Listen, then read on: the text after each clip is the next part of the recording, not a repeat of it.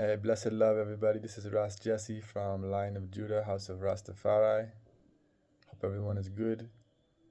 I'm trying to step up my posts and get more interaction and little social media presence. It's been some time since I've been posting, but I find myself with a lot of time on my hands these days. So bear with me as I try to make some educational posts. I hope everybody can have some benefit in. And today, I wanted to touch base on a couple things. One thing I want to talk about is um, about staying young, keeping your youthful spirit, keeping your youthful presence, and keeping your youthful overall your vitality, keeping your body in that state where you're still benefiting from uh, all of the things that keep you young.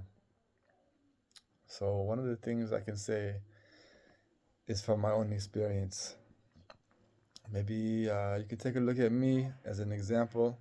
I'm just one person, so I just take my own testimony for what it's worth to you. There's a lot of people that have their own advice, but for me, I can tell you right now, there's some things that I've learned in life that will have a benefit if you observe them. So I would say if you look into this in the scriptures, it tells you that the wages of sin is death. Sin is doing things against your conscience, against creation, against your creator, doing things that are overall mm, against yourself and against your brother, and against your sister, your other brothers and sisters, cousins on this planet, humanity. And I'll say that if you look into this, there are certain things that prevent you from decaying. There's certain things that preserve you. And the number one thing that I can say that it will preserve you, it'll preserve your mind, your body, your spirit, and your essence. Number one thing you can do is to be to keep a guilt-free conscience, guilt-free mind, to live without having guilt for doing things wrong. In other words, you keep the innocence of a child in you. Be born into that, reborn if you have lost it. Be reborn into your inner child. Without that, there's nothing waiting for you in life. The people who are moving away from that is just in a constant state of decay. It's the only thing in life to preserve is your inner child. It doesn't mean that you have to stay naive and without life experience.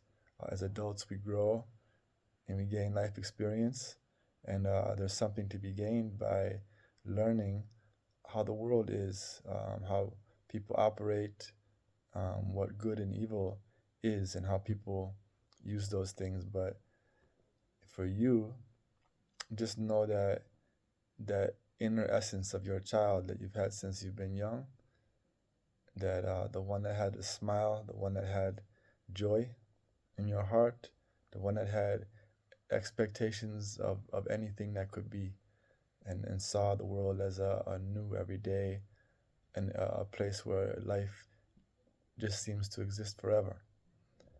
You have to keep that. Without that, you're just decaying and dying, and you're really working against yourself. You're just making yourself to be in a state of constant rebellion against your own self. That inner child that you have, that we all have, that's your soul, which is different than your spirit, you know? Your soul is your essence, that's your eternal self that was here before you were put on the earth. It's your eternal self. That innocence is only good. That child in you is only good. And it's life giving, life experiencing. You have to keep that. If you don't do anything else, keep that. Sometimes you go through life, you get into a place where you're a teenager, you start being influenced by your peers, you take on a personality of the people around you or the things that you're influenced by. As you grow, you become in your 20s, you start to become those things. By the time you're 30s, you're almost set in those things. And it's very hard for a man or a woman to reborn themselves into that vibe, into that consciousness, into that essence once you've lost it. So above all else, keep that innocence of a child in you. You know what's right and wrong. You don't need to read thousands of books to know right and wrong. You can read all of those scriptures that you want, and they're not going to benefit you as much from as from the simple advice of keep that innocence of a child in you. That's what you need. If you keep that, you'll know what else to do in situations dealing with other people, right and wrong, uh, betraying, um, conning people, lying, deceiving, stealing, hurting, murdering, all of those things, messing with other people's property, their women, all of those things are choices that you make in life that take you away from that calm, joyous little child in you that had none of those ideas in them before you started to grow and learn them. They were taught to you. So, number one, keep that with you above all else. The second thing I'll tell you that'll keep you healthy and lively with your vitality is, um, and you might not like to hear this, but it's not just one thing, but I'll say for me, use lots of herb, smoke a lot of herb. If you don't smoke, eat, put it in your body, get your endocannabinoid system healthy. You have different functioning systems in your body. There's a circulatory system, a lymph system, you have your epidermis, you have all these different systems. There's an endocannabinoid system. That system is like the oil that regulates all of your other systems. And if you don't nurture it, if you don't take time to observe that it's there, eventually you'll end up growing. It's going to become depleted. It's not going to be serving its purpose for you. So the second one, I'm going to keep short because it is what it is.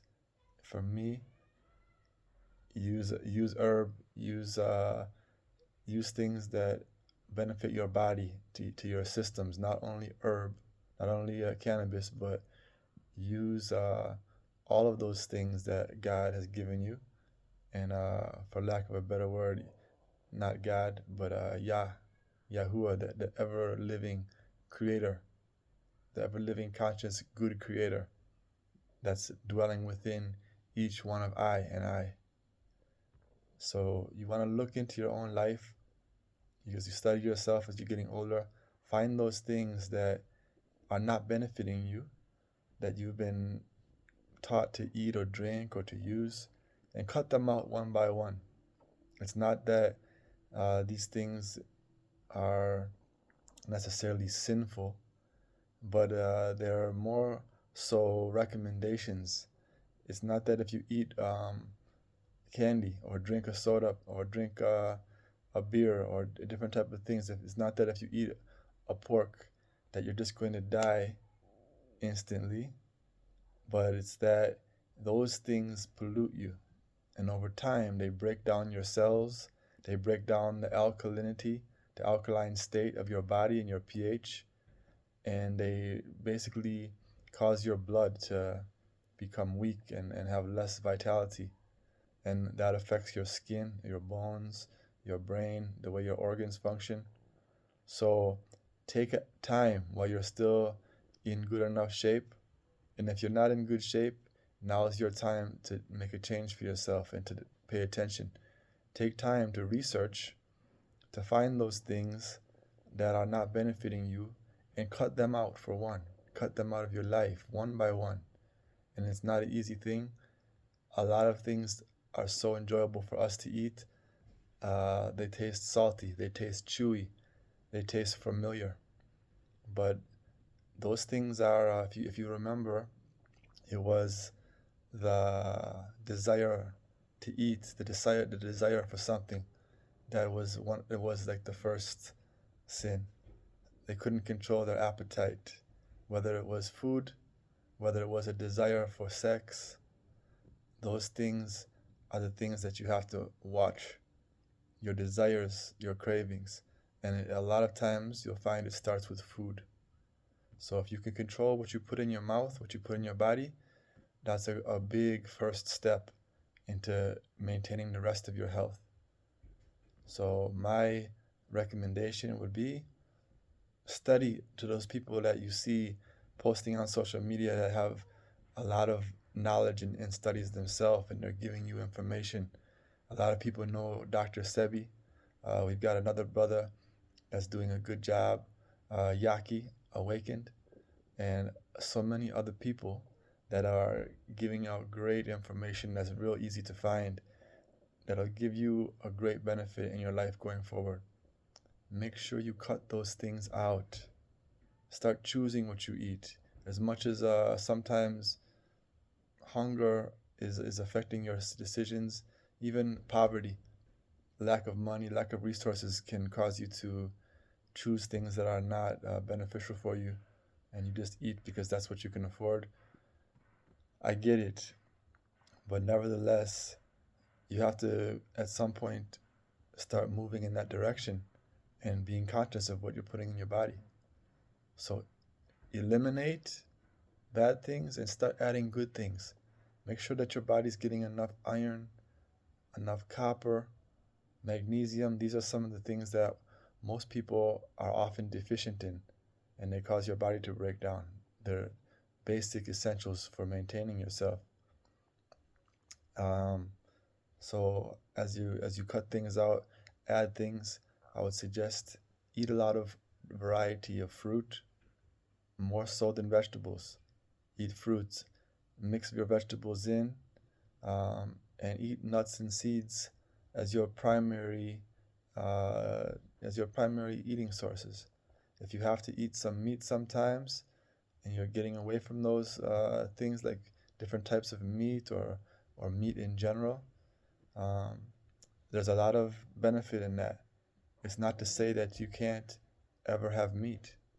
It's not to say that there isn't some benefit in meat. There is some benefit there, especially you'll find like beef liver, for example. Beef liver has been shown to have maybe the most nutritious pound for pound substance that there is, potentially, is beef liver, or other types of nutrients that are vegetables or fruits maybe can rival that, different herbs. But you don't need to just be eating just to eating chicken all the time, eating the pus and eating meat with you see the blood. Those things make you age. They make you age. As much as there is a benefit, don't think that you can just do it all the time. Those things, you remember how there was like these video games back in the day, like Zelda or different type of video games. You're playing this game, your character is low on power, he's dying, he's only got one life force left, it's blinking, bleep, bleep, bleep, bleep. And then you're going around, you see a big steak bone or a big piece of meat. You eat that meat, boom, it powers up your body. The next thing you know, you're good again. So there is a benefit in meat, not just because of video games, but in general. But I'll say generally, eat fruit, vegetables, seeds, nuts, and take a small portion of your meats. And that's number 2. And then number 3, the third thing that you can do for yourself that's really going to help is and this is keep yourself in a state of thanks, gratefulness. You know, as much as things can be depressing at times, and as much as you can be going through your life struggles, you want to keep yourself thankful and grateful. If you maintain that gratefulness and that thankfulness, you'll find it takes off the stress from your life, from your body. It helps you overcome those stresses very quickly. It puts you into a different type of a calmness that will just grow on you. It'll show on you. It'll start to become a light that's upon you. So if you want to take the opposite route, you find people that are not grateful. They're angry. They're accusative all the time. They're looking for a way to fight instead of a way to forgive.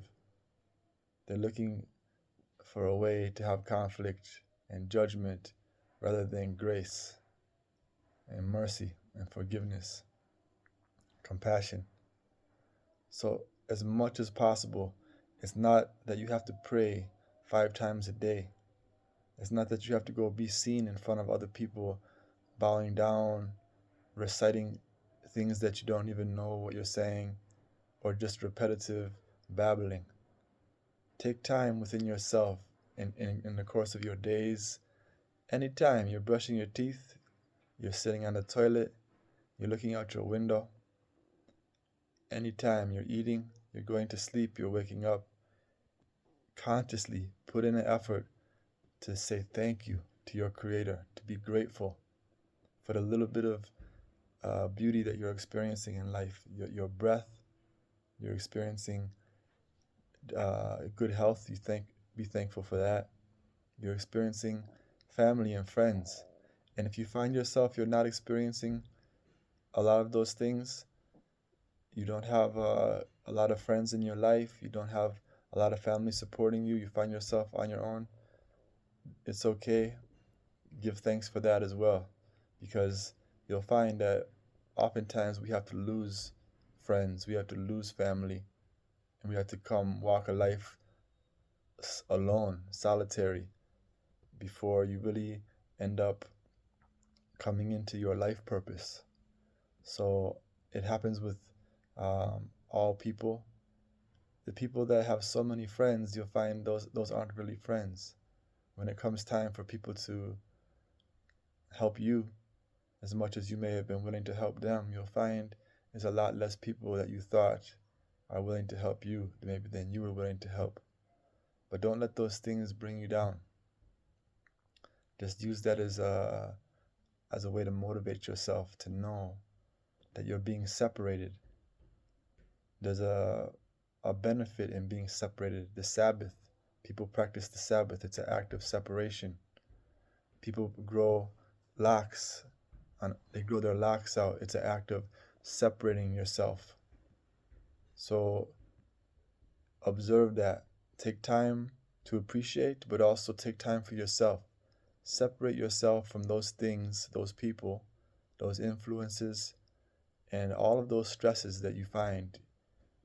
Take a breath. You're struggling today, but give thanks and you'll be surprised at what doors open for you.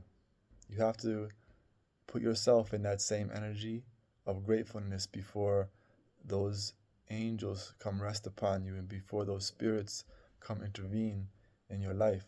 A person that's angry all the time will never see the blessing. They'll never receive the blessing. They have too much anger, too much pride to receive it. But for you, remember these 3 things and you'll go far. And by the time you're 45, you'll also look good like this.